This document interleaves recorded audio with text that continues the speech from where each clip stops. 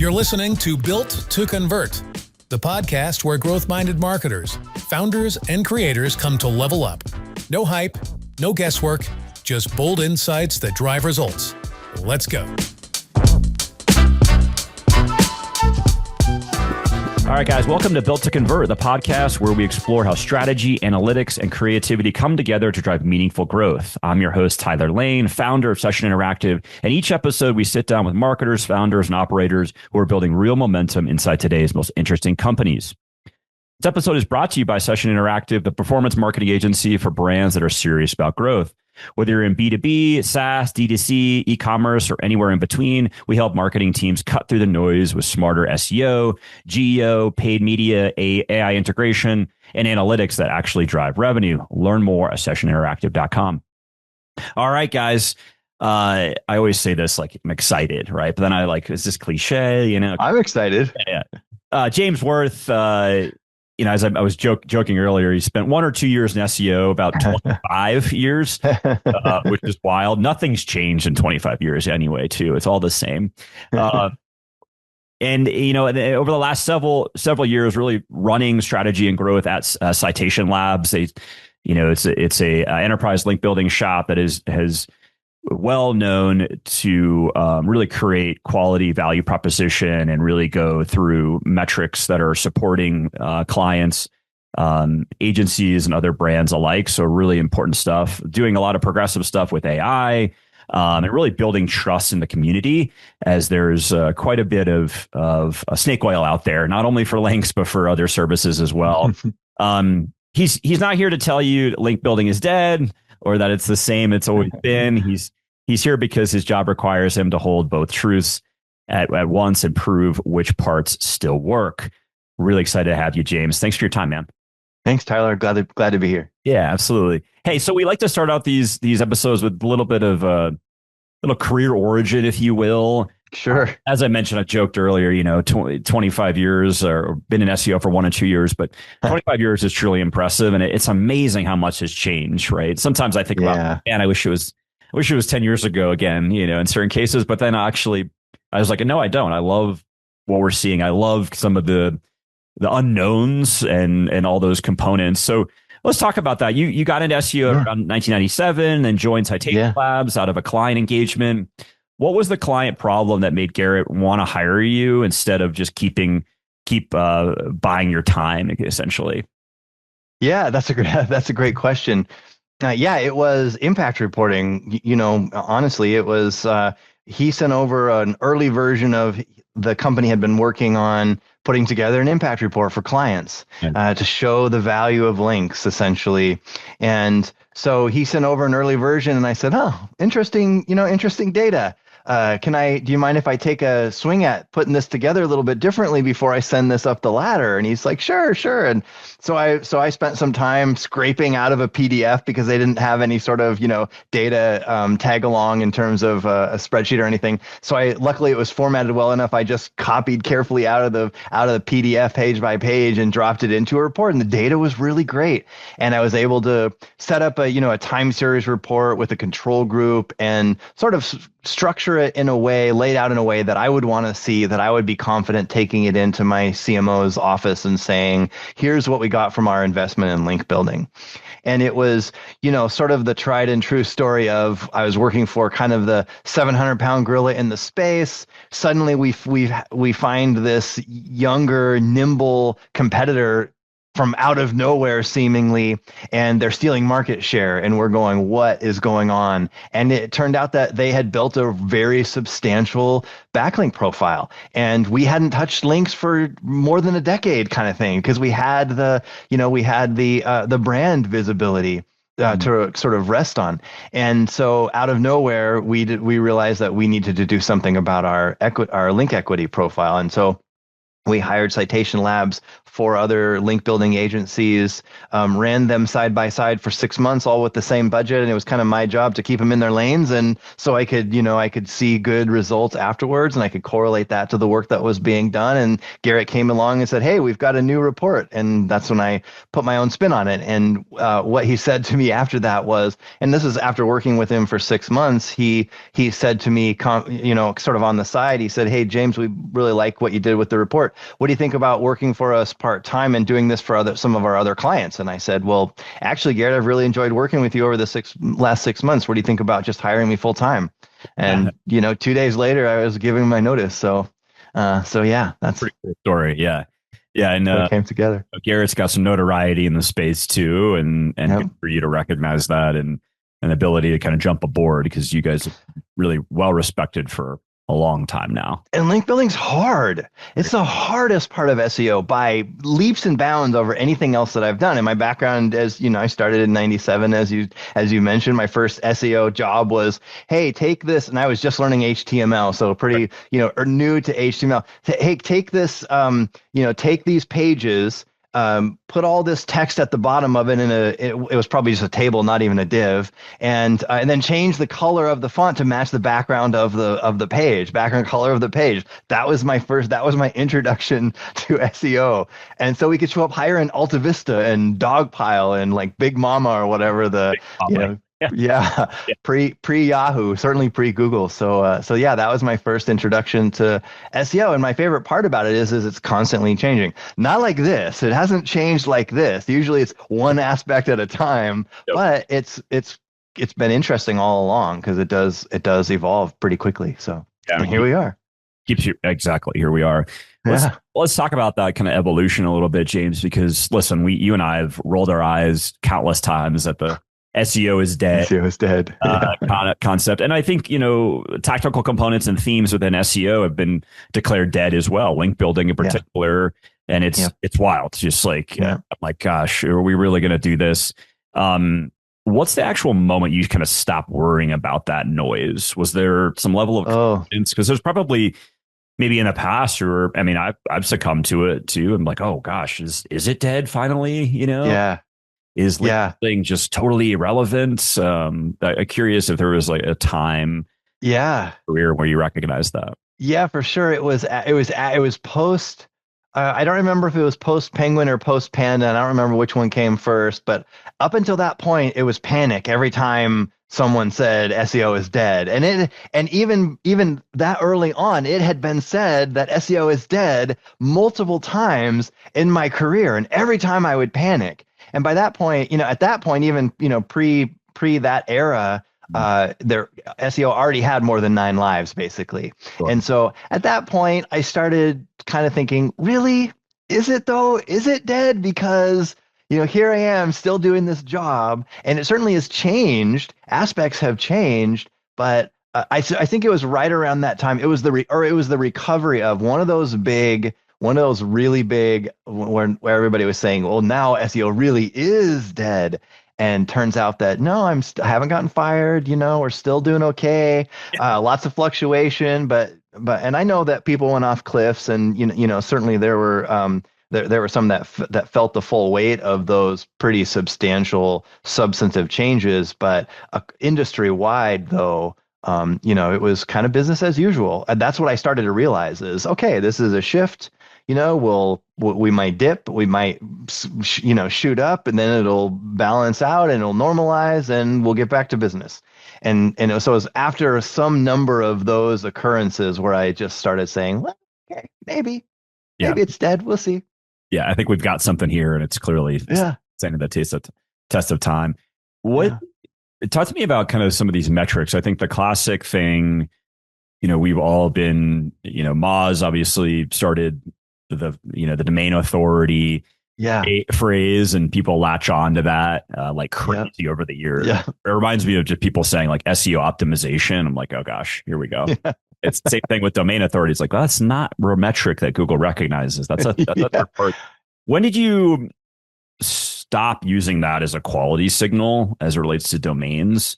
And I'm curious, like, what what personally have you had to unlearn to make that call? Yeah. I think it's right. It's fascinating, right? We're just like, yeah, we want, I mean, the premise is there, James, like we want authoritative domains and that are contextually relevant to our audience to have this relationship with and essentially obtain a link, right? Yeah. But yeah, so I'm curious your thoughts there.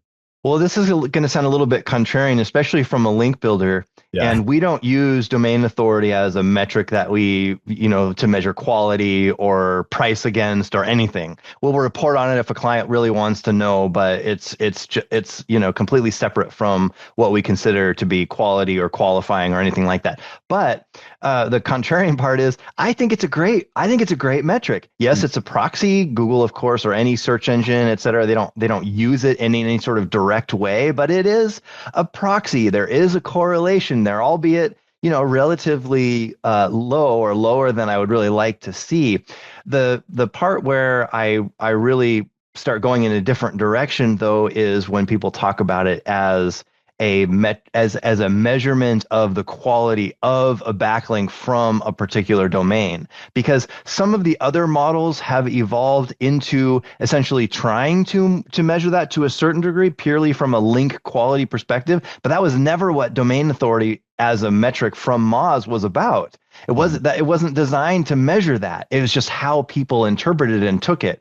I came up with I sort of came up with Rand Fishkin as almost my coach in SEO, because it was sort of parallel path. I loved his transparent blog, SEOmoz.com. I Whiteboard Fridays. I watched every single one for the several years, sort of thing. And so I like getting into the logic and the analysis of things. And so I dug into, Dr. Pete's model, the algorithms around domain authority. Was really interesting.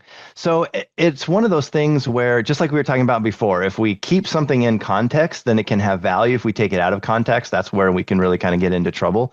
And so if we look at domain authority, or what I even like more is page authority, because we are a link building agency primarily, content and software, et cetera, as well. But page authority we like more, because that we see as a more direct correlation to the work that we're doing.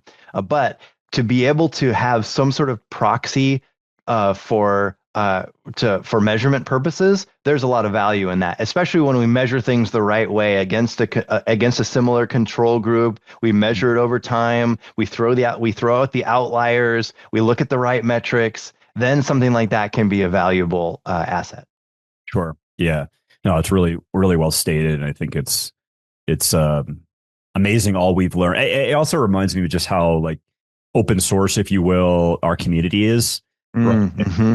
Rand in particular, and these prolific figures like Will Reynolds and King and others that are just willing to share.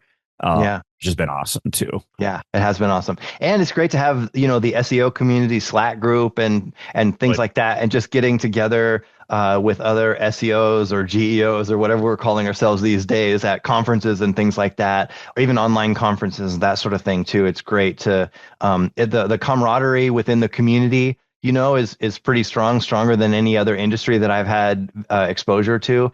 And I appreciate that about it. Yeah.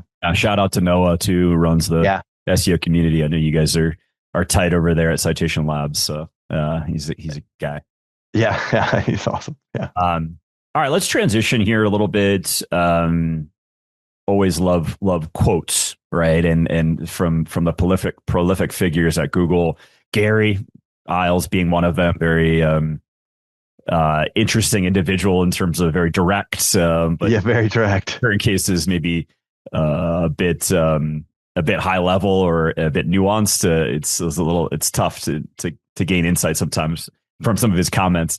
It's just one. I know we talked about it briefly, but I'd love for you to kind of unpack this a little bit. So he said that backlinks aren't a top 3 ranking factor and haven't been for a while.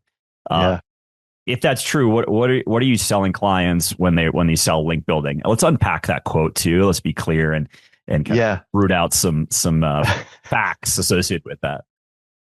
Yeah. The biggest one for me was that follow-up comment. There are no top 3 ranking factors. That says it that says it right there to me. And I think that applies pretty much to any domain or brand or industry that I've been involved in, because there are always going to be factors that, to pun intended here, that will be the weakest link.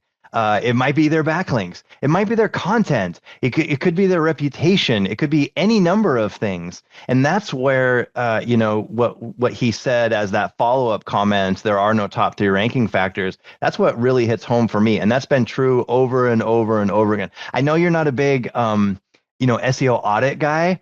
And I appreciate a lot of the aspects of that. But not necessarily from an actionability perspective, but from a getting comfortable with an environment for a given domain or brand perspective. I really like doing some version of an SEO audit, not to sell it, but just to ground myself. Yeah. Because there's a lot of value in just exploring and doing some research and just kind of seeing what an environment looks like.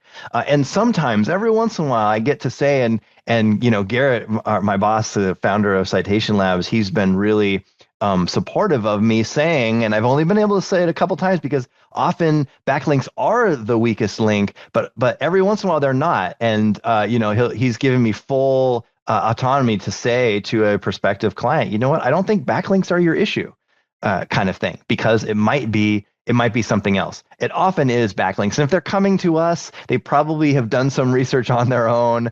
They have an idea that it really is backlinks that are their challenge.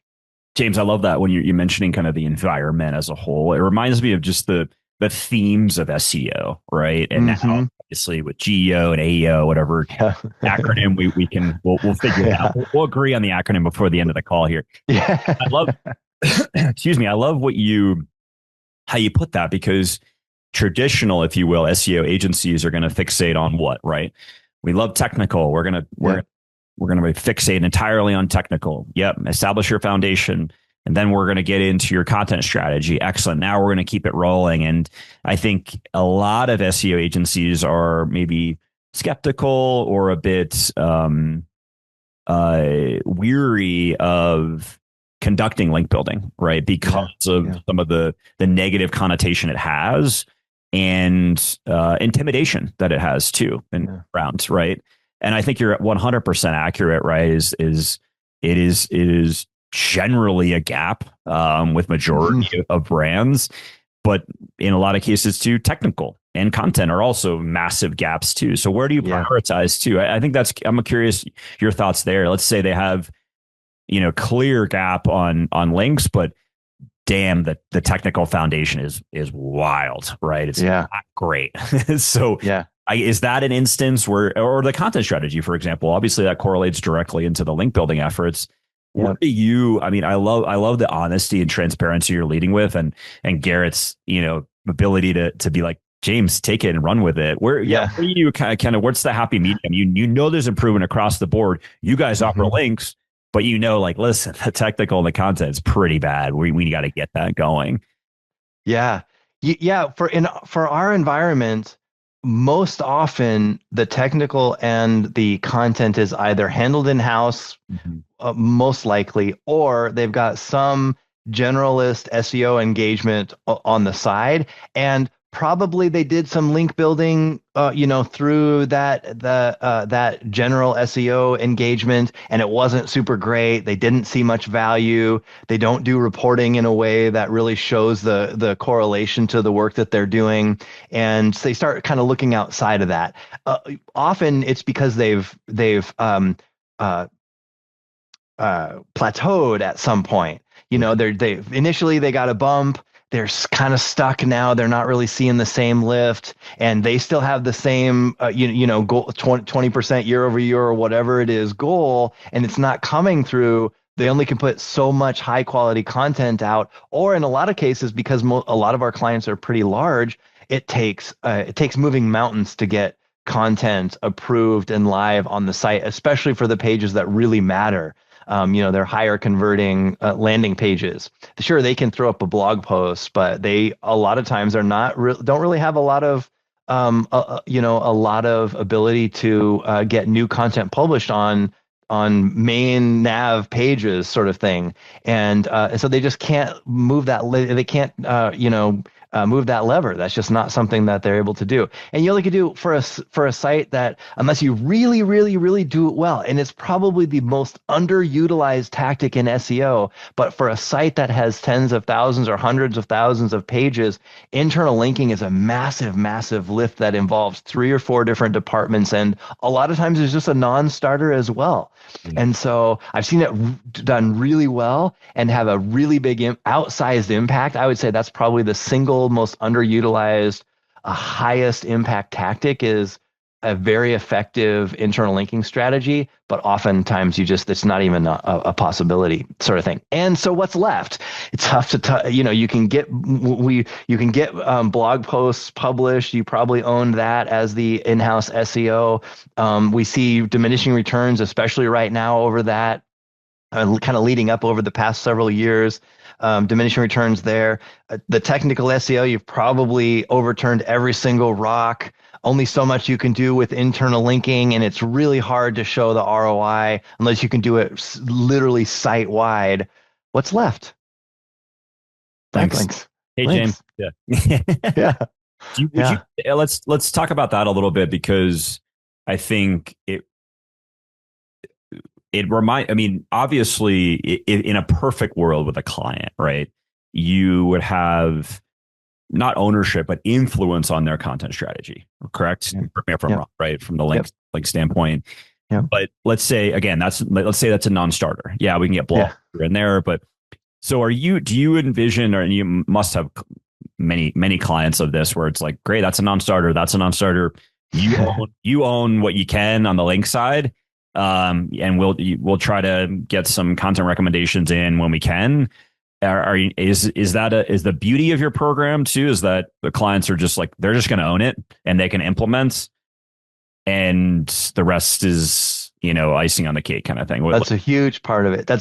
But we love to come back to the strategy, because, okay, if they can't touch their main, sales landing pages, we can touch those topics. We can write about those topics, because the overwhelming, probably, 70+% of our link building is editorial. It's really that we're publishing content on non-owned surfaces, and it happens to have a link, and that's how it gets tied together. But really, so there's a link there, but really it's about the editorial aspect of those and those signals that we're able to send, and which matters more and more the more we learn about descriptors and things like that, which were there all along, but we just didn't talk about them. And we finally, as an industry, we finally start to understand vector embedding, and then here comes AI, and we just, vector embedding just got parked to the side, and it was around for decades, but we didn't really explore it, other than the very simplified models like TF-IDF, which everybody has kind of heard of and probably has a different definition of, sort of thing, which is kind of a light vector embedding approach, the proximity aspect especially. So, I just totally lost my train of thought. You're good. No, in terms of the gaps and being able to own it entirely for a client, which I think is probably a clear benefit, but also maybe it's also, holding you back to a certain extent, right? Because you'll be successful, but would you be completely, ultimately successful if you had more influence? Even more so. Infrastructure, content. I think yes, and 100%. And that often comes, but it takes us years into an engagement for us to be able to build the trust over time, for them to be able to, because now it's their skin on the line if they walk us into the CMO's office and say, hey, these guys are doing some pretty interesting stuff with content, which we are. We're doing some really, really cool stuff with content. But it's, now they're putting themselves on the line in terms of their own internal reputation and street credibility to walk us in with them. And we're pretty adept at being able to have those conversations and get some budget going toward a content engagement, and get some say, have some our own skin in the game in terms of content on domain content, because we can support that with off domain content, and we can get visibility through the links, and it becomes more of a holistic approach when we can talk strategy at that level, content strategy specifically, how we can support that with link building and those off-domain surfaces as well to gain more visibility. Yeah, it's great stuff. I mean, I think it's just a clear benefit to clients that are engaging with that. And so you guys can just completely own. And honestly, it reminds me of our analytics practice to a certain extent, where clients love it in the sense that we can implement 99%, where they don't need to have a development or need to have, other individuals. They're involved, but they don't necessarily need to lift a finger. So that's compelling.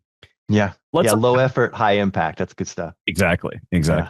Let's unpack what I was mentioning before, just the snake oil stuff. We're experiencing at 100%. I think at this point in your career, James, too, it's a majority of clients, if they've been in marketing for even a couple of years, have been solicited for link building services. There's inherent spam or PBNs, those sort of manipulative outreach, things like that. Or we'll get you links, don't worry about it, kind of thing. What would you say to brands that still carry that level of skepticism, as well as agencies that still carry that level of skepticism? That links, it's done right, it's expensive, I don't think it's super beneficial, or getting cheap links is gonna be manipulative and likely decrease our equity, kind of thing. Talk to me about that. Yeah, that's kind of an everyday sort of conversation for me a lot of times, or at least every week probably, or I hit some level of skepticism in those conversations. And we have a few different offerings, some of which are a little easier to swallow, like ZipSprout, which is local sponsorships. We call it link building you can feel good about, because you're putting dollars in the community that are supporting these local organizations, and you just happen to get a link out of it. These community nonprofit organizations that are doing good at the grassroots level. And so, it's sort of like a gateway drug sort of thing where we can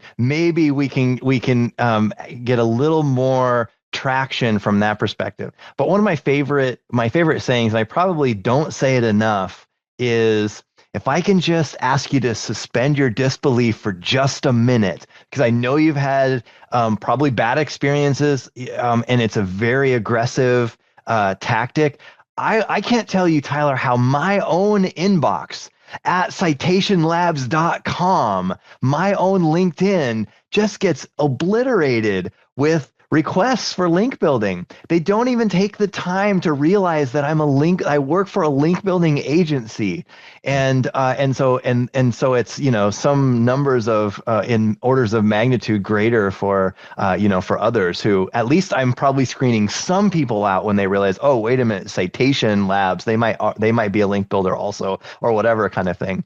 So I get it. I get it too. And it's challenging and frustrating. And I've had bad experiences with link building, as well. And I was skeptical as well until my boss's boss said, you need link building. It was, a private equity firm said, we're bringing our SEO in to kind of manage you, and you have to do this. So I said, okay, well, let me get into link building. And, it was a great experience. And here I am 6 years later. I've been with Citation Labs. So, from that perspective, that's my favorite saying is, I hear you. I empathize with you. I sympathize with you. And if I can just ask you to suspend your disbelief for just a minute, and I'm going to soften it as much as I can. We can start with the community link building. We call it community PR as a sort of a fun way. When we were in SMX Advanced, our big booth giveaway was, hey, can you help us pick which of these Boston nonprofits, Citation Labs, our own money, is going to donate $5,000 to?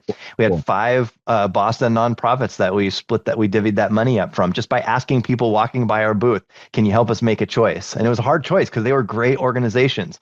So there's link building you can feel good about. There's editorial content development and content placement that happens to, have a link along with it.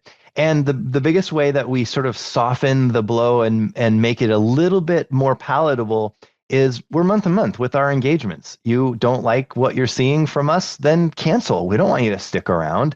And that's the key to us having multi-year engagements, is we don't force people to be locked in so that they have to think, oh, here comes our, our annual renewal. We got to do something else with that money, sort of thing. We're just going to be there until you're ready for us not to be, and we're going to be okay with that too. Yeah. We know they work, so if we can get people into an engagement for 4 months or longer, I know that we'll be able to show the impact. And it's my job to show that. I do all the reporting, I do the analysis, I do the strategy. That's me. So I have a lot of kind of my own skin in the game to make sure that we're successful for our clients. Yeah. And listen, quality is all you have, right? At the end of the day, it's all you have. Yeah. Reputation as well. And so it's it speaks volume that you're empathizing with those individuals and being like, hey, like, let's test this out, Yeah. Let's do it. Let's do it. Yeah. Let's see what the impact is based on our reporting criteria. It's exactly like, that scene from Finding Nemo where it's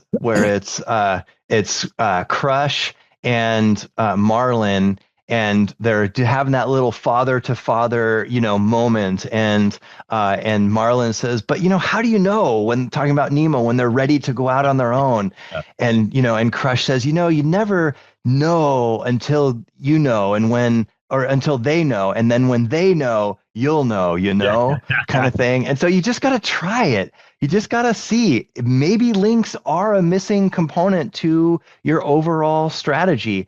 And, and I know we're probably close on time, but one thing I want to say too is, back to where we started, SEO isn't dead. We have a new layer now. There's a layer on top of it. We're all trying to figure out what that layer looks like. But when we really unpack it from the perspective of the prompts that we want visibility for, the query fanouts that are happening in the background in order to ping traditional SEO results, return that SERP, retrieve the right content, and then in the grounding layer, and then generate that AI answer. If we're not in that traditional SERP, which is where they're getting that grounding from in the first place, then we don't have any chance of being in the AI answer. So SEO certainly isn't dead. Traditional SEO isn't dead. There's just a new layer on top of it, and maybe that will change over time. Who knows? This certainly has been the biggest disruption in the 25 or whatever years that I've been in SEO. But at this stage, we're seeing a lot of great value and benefit from our engagements. That certainly hasn't changed.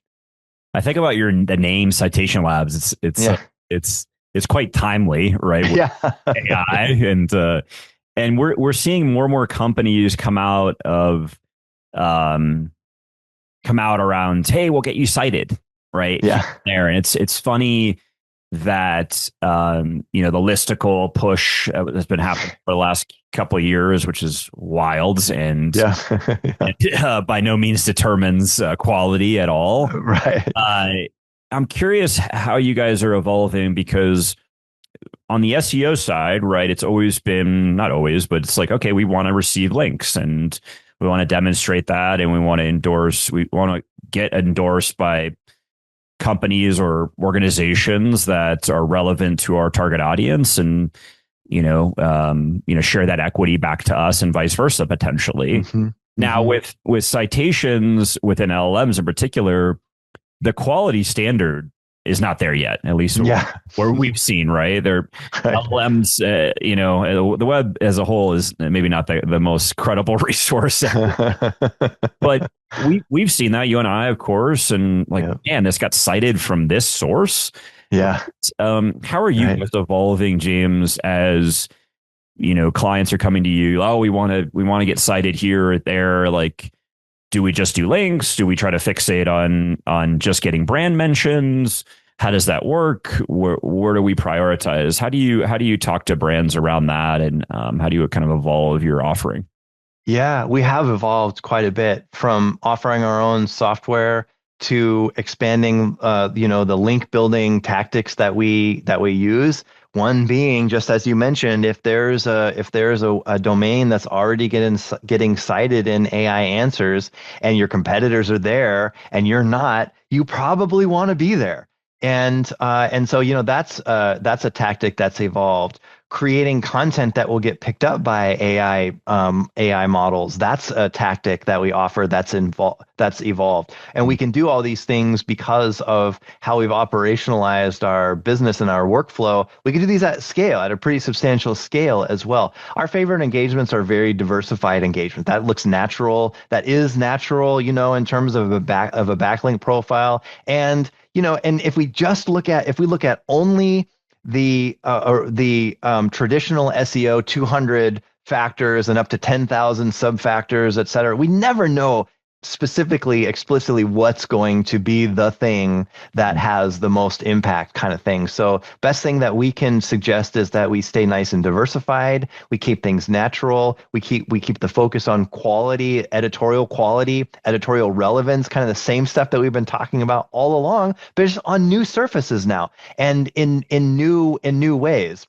What's also interesting is some of the retired SEO tactics of yesteryear are back. What's old is new, kind of thing. A lot of the larger domains that are showing up being cited in AI answers are pay to play, kind of thing. If you want to be there, you're probably going to have to open up your pocketbook, not just for someone to do the service of the outreach for you and to build the content for you. That's what we really do, but also to pay for that placement, sort of thing. Just like digital PR in many circles has, I won't say devolved into, but has become since the pandemic, because that became the revenue stream that kept mainstream media alive when advertising went down, was paid placements, sort of thing. So digital PR to a large degree is now direct paid placements. Either you're paying the contributor or you're paying the publisher.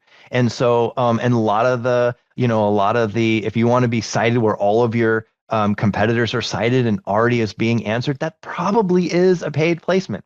So it's another opportunity to suspend our disbelief and recognize that what's old is new again. It might be working again. And like you said, the AI models don't have quality figured out. And so, if you want to be there, in a lot of ways, that's how you can be there, sort of thing. And we still do. It's a very small percentage of our overall business, but it is a percentage of our overall business. Is if you want to be on that particular website, then that might cost, an extra amount that we pay directly to that publisher, sort of thing. And the AI systems don't care, kind of thing. They're going to place you in there. It's already getting cited. It's already getting mentioned. That's why you want to be there. So yeah, just sort of taking the limitations or the guardrails off of what has been built into SEO over decades, now, in order to just participate in this new medium, kind of thing. Is there a frustration on your end with that, in particular with AI citing whoever, when deep down, or just know very quickly, it's like the longevity is going to be here, right? Right. Establishing a relationship with this brand, providing benefit to them, and then hopefully therefore to your clients. Versus just trying to get on some pay-to-play listicle, for example. Yeah.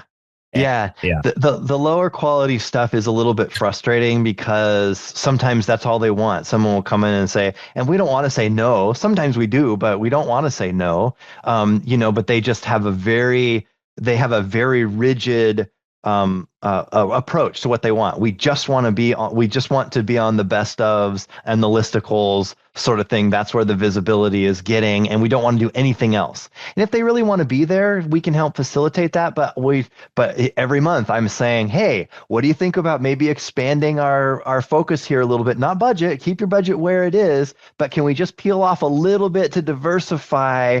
Because at some point, this gravy train might come to a screeching halt, and we want you to be able to keep your visibility and your job, and we want to keep you as a client. So let's maybe think about this a little bit bigger picture. I don't say it exactly like that because that's a little bit condescending, but try to plant those seeds over time so that we don't get stuck in a rut that we end up sticking in and being in too long. sort of thing. So diversification is kind of the key. And let's do, and a great one that we often do is ZipSprout, because we have that offering of the community PR, the local sponsorships. Let's get a couple of those going. It's okay if you're national. Maybe we can find a hot pocket for your clients so we can do it that way, something like that. Or maybe it's around your HQ, which just sends better signals. You're doing good in the local, in your local community. Maybe it's just around in the city that you live in. I don't know about you, Tyler. I don't know if I could ever go back to an office, full time. I can't imagine not wearing, my sweatpants, sort of thing, just from that perspective. But there's always some sort of local connection in some way, kind of thing, where we can promote something like that and just diversify the backlink profile, diversify the surfaces and the signals. That's natural SEO. That's, just good visibility building for a brand, a product, or a service. It's so true, James. And I think, being completely honest, we've done a decent amount of link building efforts through partners over the years. Mm-hmm. But there's always been a level of excitement for me around the potential for it. And it's like with any aspect of SEO, like there's a whole slew of recommendations and a very tiny percentage actually get implemented. Yeah. Right? We have a ton of ideas, like right. There's a great collaboration opportunities for, you to work with this local community entity or things like that, or, a mutual sponsorship. There's so many ideas and opportunities to it. Do you find, I know you still have that level of excitement, but when you're actually able to enact that, that's probably where that excitement goes. Of course. Right. And of course, the results of those be like, hey, see, like you're entrenched now in this area. Let's say, we're talking about like a local area in particular. Yeah. And you're the notable entity here. Yeah. That's gotta be exciting.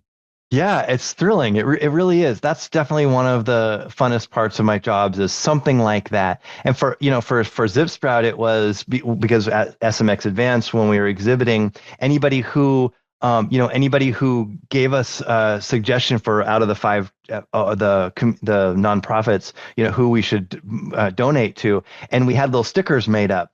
And in fact, I think, so we had these stickers made up that would have, we'd be like, your team, like your team, Boston Fire Department Relief Fund, kind of thing. We would give them a sticker. And then to be able to look out along the hallway, and not, it wasn't like everybody didn't have a sticker, but to see a few of our little stickers throughout that's community. And we can do that at the local level and get a link out of it, and help that organization do good, at that grassroots level. So it's thrilling to that. Another one is for me to be able to run an impact report a couple months in. I usually start doing it like 2 months into an engagement.